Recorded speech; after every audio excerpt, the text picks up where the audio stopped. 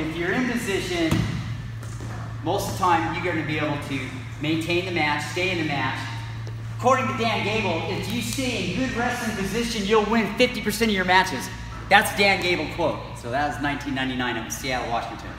So I'll go with that. But anyway, I taught you guys to keep your arms in, elbows. You don't want to create windows. You don't want to have them duck under you all day long. You got to stay to your side. You have to be in tight. You want to be like a T-Rex, like a dinosaur with your arms up. You want to attack, you want to block or protect your lead leg, whatever your lead leg is. That lead hand protects it. It changes as you stagger your stance. As you change your stance, you change your lead hand. Your trail hand is the one that you really want to use to set up your moves, to head check, to shoulder tie, to mess them up, you know. If you're going to do a collar tie with your lead hand, put your foot back. I taught you that. You want to mirror the mat with your belly at all times, okay? Mirror the mat. Always mirror the mat. Even when you're doing your fireman's carry and you're finishing, you want to mirror the mat. Even if you end up like this, you want to kick out and mirror the mat, okay? I taught you guys the arm drag series, okay? The arm drags are great. You want to be able to get your arm drag, crowd your wrestler with your hips. You want to crowd walk them. We went over that. With your front trips, with your back trips, you're crowding your opponent with your footwork. Very important. At home, you can look at a mirror. You can get in your square stance. See if it looks right. See if you're mirroring the mat. Go to your stagger stance. Look at yourselves. Make sure your head's up. Your arms are in tight. Your elbows are into your body. No flaps, no wings, no airplanes in this crew. You guys are all in tight. Always head up. You want to change levels when you wrestle. Remember that. You guys want to always change levels. You don't want to just be the same guy. You come out at the same time. He's going to set you up if you stay that way. You need to change it up. You need to change up your levels. Come in low, come in a little bit higher, whatever. You want to post on him. If you post on him, you want to pick, if he posts on you, I forgot to show you that. But you want Jake right now so you can real fast, show a couple things? So if somebody posts on you, this is one thing I forgot to show you. This is like karate. This is judo. I learned this in my karate class when I was 13 years old. If a guy posts on me, you parry block. Okay? What I like to do is parry block into a 2-on-1. All right? Post on this side. So whenever you post, you parry block. Grab that arm and keep it. He's giving it to you. When he posts on you, that's a gift. Go, oh my God. Can you guys see that? He gave me his arm. I'm going to block it. You pull it in. I'm going to keep that arm. That's a weapon, okay? We didn't have time to go over all of that parry block post series, but if he posts on me, you can always shuck it off and keep wrestling if you're in the mode for a wrestling and a takedown, going for a shot. But if you block, pull it into a parry block like that, it's real simple. This is simple karate block, okay? It's a parry block like that. It doesn't matter, either side, it doesn't matter. Okay, and you can do it as a drill. Okay, I post, and then you block, pull me in. I post and block, carry in, and then he posts, I block, pull him in. This is a good little drill you can do with your brother and sister at home, or with your teammates. Okay, you sit down. That's just one thing we forgot to do it, but the main thing, when you guys are in a match, you're shaking hands, don't step back. I see too many wrestlers step back. When I wrestled for Joe C. at Cal State Bakersfield, he made us go off the wall, sometimes for way too long. And what we would do is, we were like this on the wall, and he would make us shoot with a partner. And then we'd swap, and this guy would shoot. Guess what? You can't back up and shoot when you're up against the wall. There's nowhere to back up. That's how you should wrestle, always forward. If you start backing up and backheeling, you're not wrestling on the top of your feet. These shoes are built with split soles for a purpose, so you wrestle on the top part of your foot. That's very important in wrestling. Your speed comes from quick feet. You're not fast on your heels. There's no way you're going to shoot good.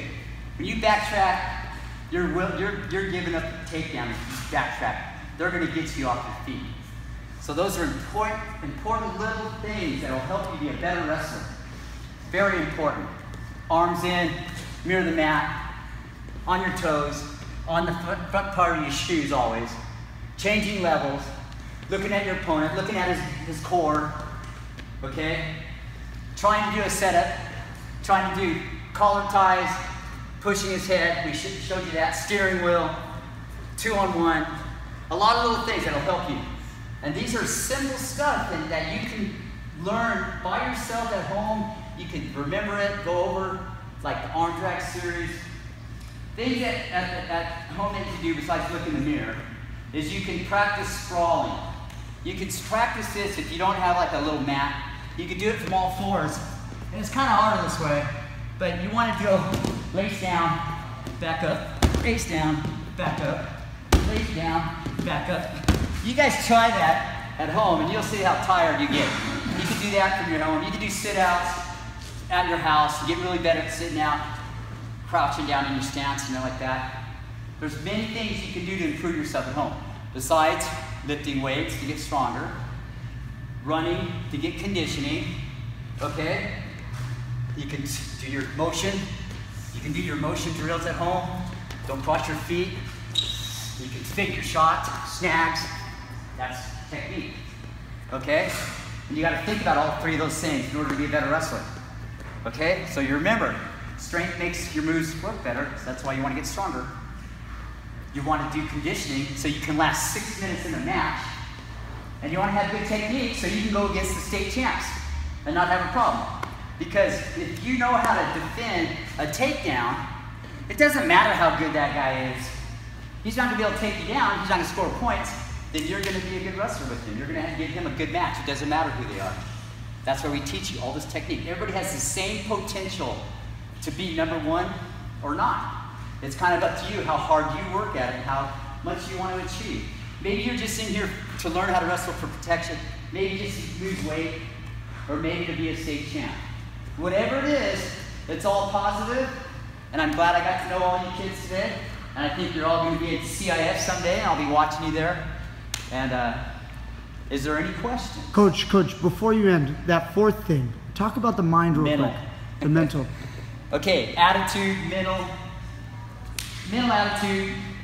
Sometimes you don't want to work out. A lot of that is mental. You just have to have the attitude and go, you know what?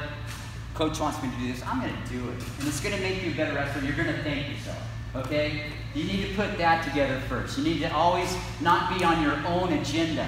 Go with the team and your coaches who are trying to help you be better wrestlers. They have good thoughts. They've been doing it for years. They want to help you out. They're not doing it to make them better. I don't do this so I become a better wrestler.